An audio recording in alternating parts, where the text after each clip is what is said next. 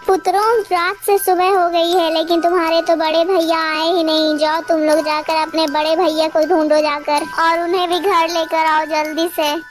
फिर तीनों भाई वहां से निकल पड़ते हैं और वो अपने भाई के पता लगाने के लिए वो तीनों तीनों दिशाओं में चल पड़ते हैं। मंझले वाले भाई का नाम वीर प्रताप था और वो भी उसी जगह पर पहुंच जाता है जहां पर वो चारों घोड़े घास खा रहे थे और वीर प्रताप भी उन चारों घोड़ों को देखकर मोहित हो जाता है। तभी वीरसेन की नजर भी उसी साधु पर पड़ती है जो बैठकर वहां पर प्रतिज्ञा कर रहा था और तभी उसकी नजर अपने बड़े वाले भाई पे पड़ती है जिसकी प्रतिमा वहीं पर बनी हुई थी। अरे ये क्या, ये प्रतिमा तो मेरे हुबहू बड़े भैया जैसी लग रही है। कहीं ये प्रतिमा मेरे भैया ही तो नहीं है। चलो मैं इन बाबा से चलकर पूछता हूँ। बाबा आंखें खोलिए, बाबा मेरी सहायता कीजिए बाबा। बोलो पुत्र, तुम्हें क्या मदद चाहिए? बाबा मेरा नाम वीरसेन है और मैं अपने भाई को ढूंढ रहा हूँ, लेकिन आपने ये जो प्रतिमा रखी हुई है ये प्रतिमा हुबहू मेरे बड़े भैया के जैसे ही है। अच्छा, ये तुम्हारा भाई है। मैंने ही इसे यहाँ पत्थर का बनाया है क्योंकि इसने मेरा जवाब नहीं दिया था। लेकिन बाबा आपने ऐसे क्या सवाल पूछ लिए जो मेरे भाई ने नहीं बता पाया? फिर साधु सारी घटनाओं को वीर प्रताप को बताता है। इतना सुनकर वीर प्रताप भी बहुत ही ज्यादा हैरान हो जाता है। अरे बच्चा, तुम दुखी मत हो। तो अगर तुम चाहो तो मैं तुम्हारे भाई को फिर से जीवित कर सकता हूँ। हाँ हाँ बाबा, मैं यही चाहता हूँ कि आप मेरे भाई को जल्दी से ठीक कर दीजिए। हाँ हाँ राजकुमार, मैं तुम्हारे भाई को सही कर सकता हूँ, लेकिन एक शर्त पर। यदि तुमने मेरे सवाल का उत्तर दिया तभी मैं तुम्हारे भाई को यहाँ से जाने दूंगा। लेकिन बाबा, मैं आपके सवालों का उत्तर कैसे दे सकता हूँ जब मैंने वो सब दृश्य को देखा ही नहीं है तो?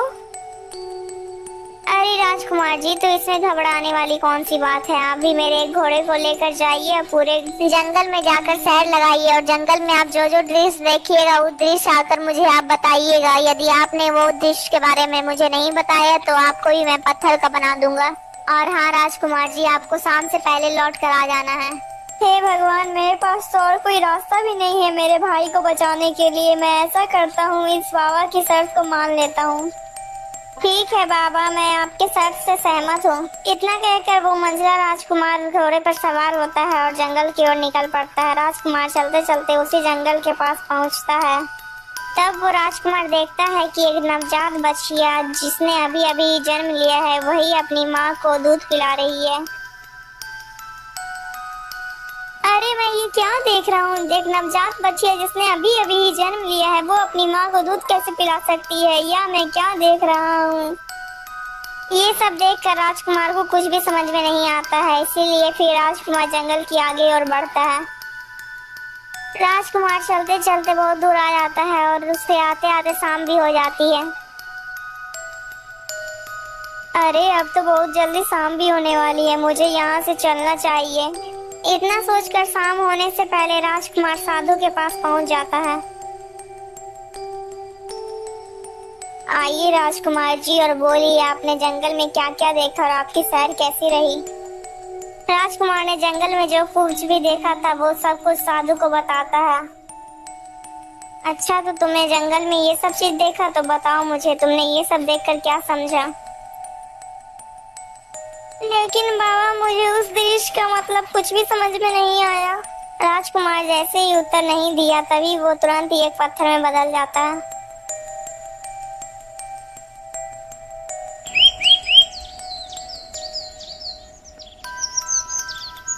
अगले दिन विक्रम और चंद्रवीर दोनों अपने अपने भाइयों को ढूंढने के लिए निकल पड़ते हैं। फिर विक्रम और चंद्रवीर दोनों अपने अपने अलग अलग रास्ते के लिए निकल जाते हैं।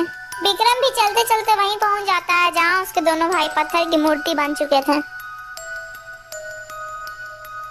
अरे ये क्या, ये दोनों मूर्तियां तो मेरे भाई की जैसी लग रही है। कहीं ये दोनों मेरे भाई ही तो नहीं है। चलो मैं चलकर इन बाबा से जाकर पूछता हूँ।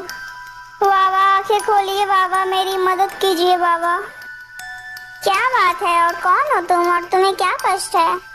बाबा मेरा नाम विक्रम है और मैं दोनों अपने भाइयों को ढूंढने के लिए निकला हूँ, लेकिन आपके पास ये जो प्रतिमा है दोनों वो मेरे भाइयों की जैसी लग रही है बाबा। अच्छा, तो तुम तीनों भाई हो? मैंने ही तुम्हारे भाइयों को पत्थर का बनाया है।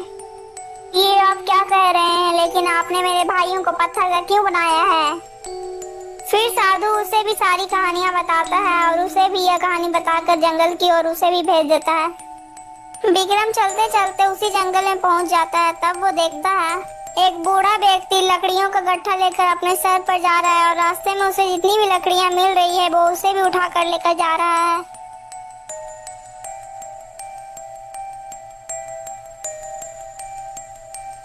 अरे ये क्या, ये बूढ़ा व्यक्ति तो लकड़ियों का गट्ठा लेकर अपने सिर पर जा रहा है, लेकिन रास्ते में से जितनी भी लकड़ियां मिल रही है वो उसे भी उठा रहा है।